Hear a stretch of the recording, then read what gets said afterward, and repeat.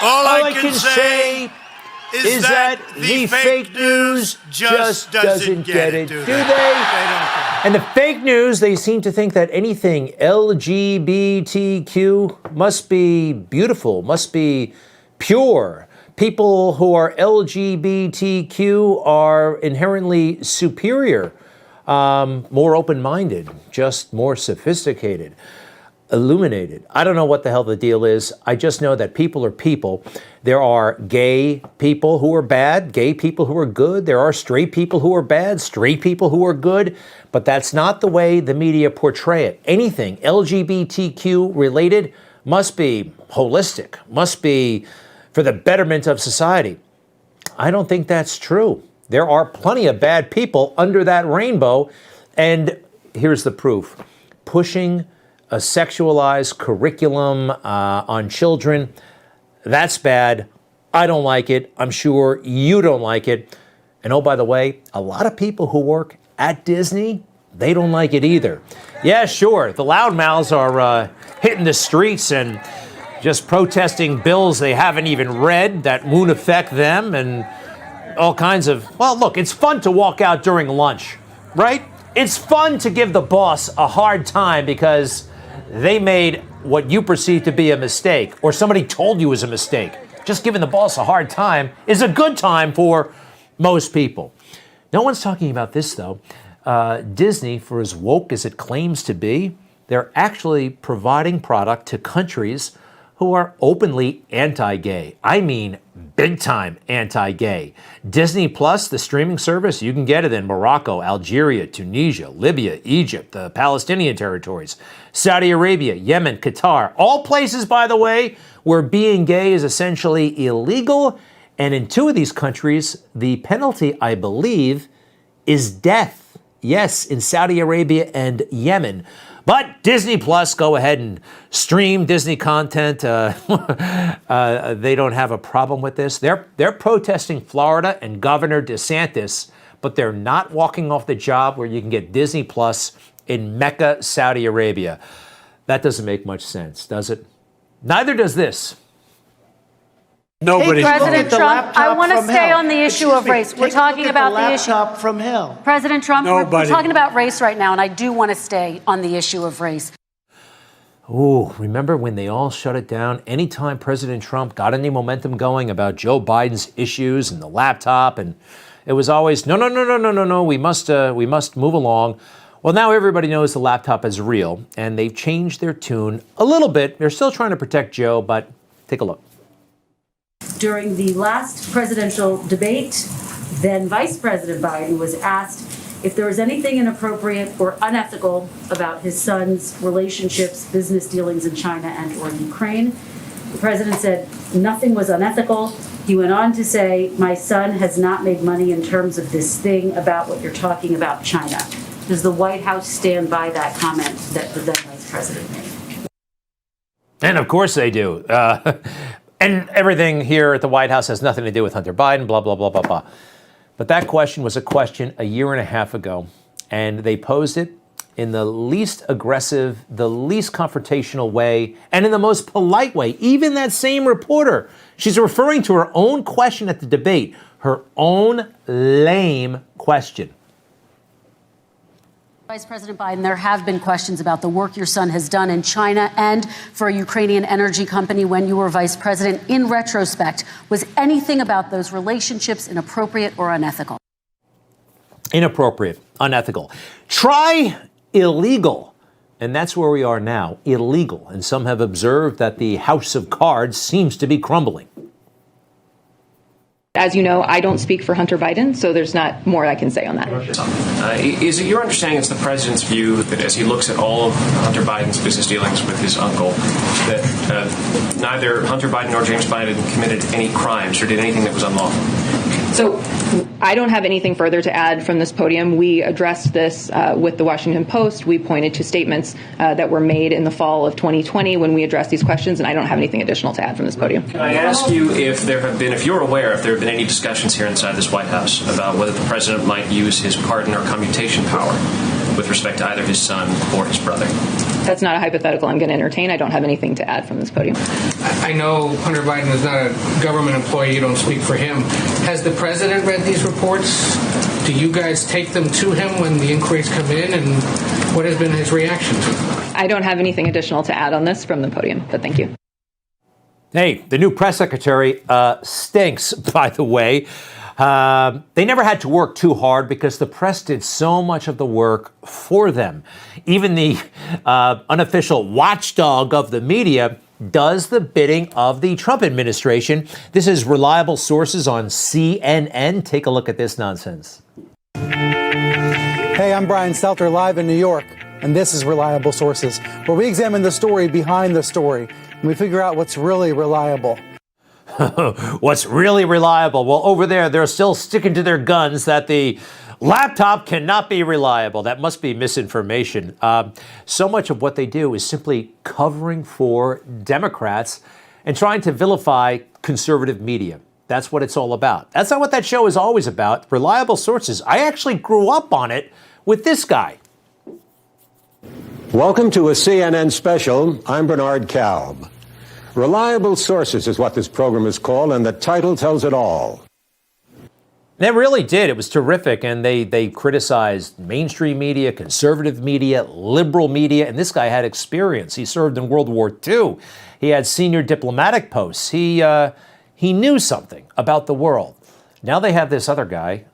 I'm sorry. He knows cable news, and that's about it. And the way they handle this parental rights bill in Florida, the way they mischaracterize it, not only this show, but all of CNN.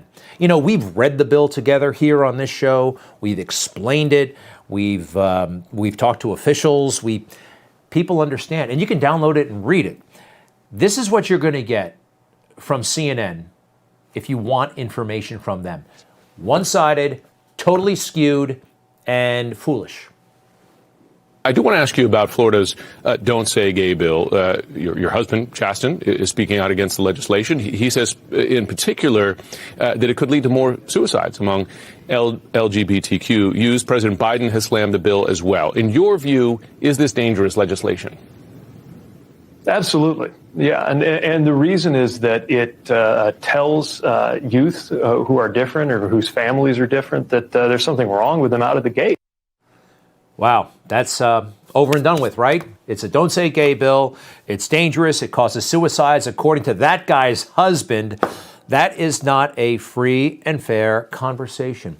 We are having a very stilted one in America, a very silly one to avoid a consequential conversation about this and a host of other matters like race.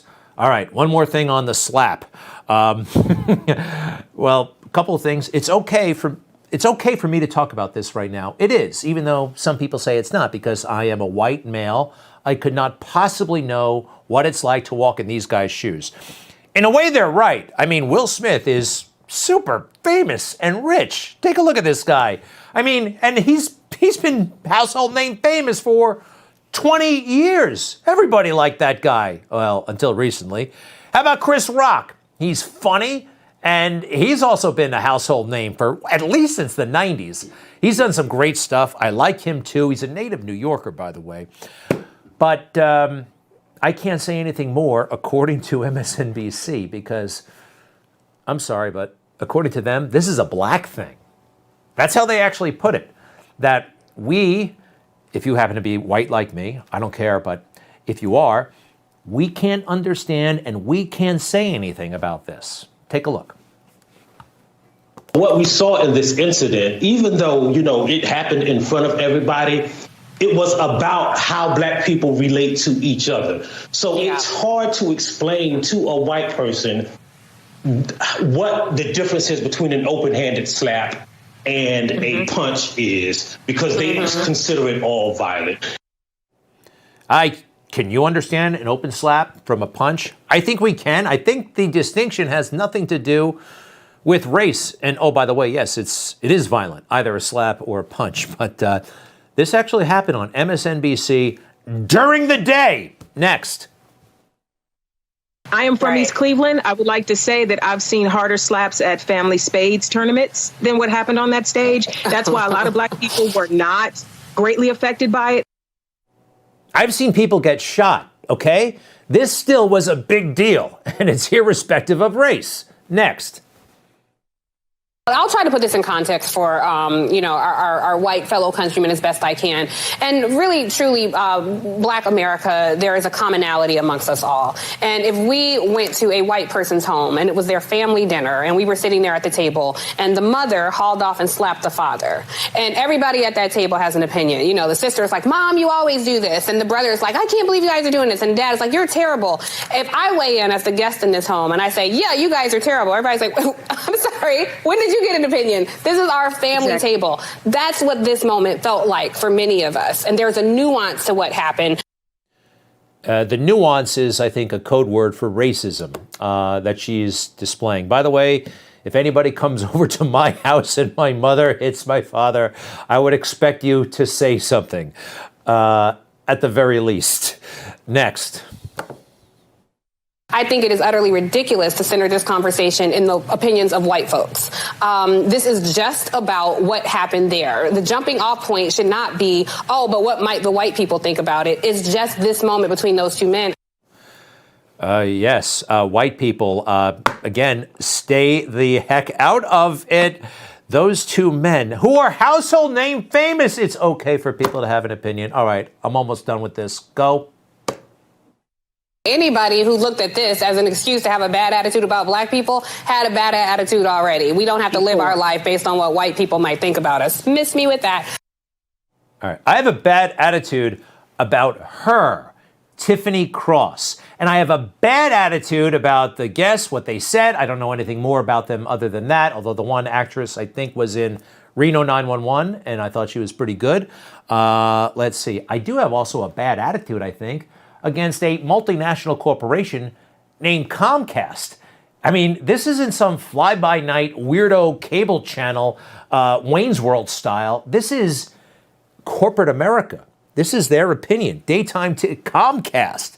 Big skyscrapers. Weird things are happening. I don't know why corporate America is going so woke. Take a look at Nabisco, by the way. Nabisco, the cookie company, right? They make a lot of cookies, including Oreos, which... Oh, by the way, let's face it, Oreos aren't so hot. You have to dunk them in milk. If not, they're way too dry, almost gravelly. So this is no kidding, a real commercial for Oreo cookie. You're not going to see an Oreo cookie in the commercial.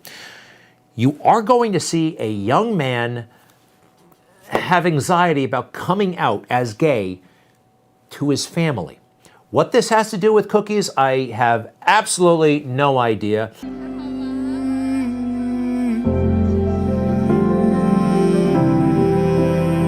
That was a cookie commercial. And the young man is going to go tell, I think, his grandparents, if I followed it correctly, that he's gay. To which I have a feeling they're going to say, we already knew. What's wrong with having a cookie commercial about the cookies? See what I mean? See what I mean? This is what a cookie commercial should be, all right? And if you want to get more fancy than that, bring in the Cookie Monster. I like that guy too. Cookie! Seriously, to sexualize cookies, to make it about sexual orientation, that's crazy stuff. They really do seem to be coming after the kids, don't they? It's actually happening. I'm glad I'm in a position to push back. Let's do this together. Hey guys, it's Rob Carson. Experts are warning the current 40-year inflation high will only get worse. See how to protect your IRA with gold. Get a free info kit like this one at birchgold.com/Newsmax. There's no cost. There's no obligation. Just get your free info kit at birchgold.com/Newsmax.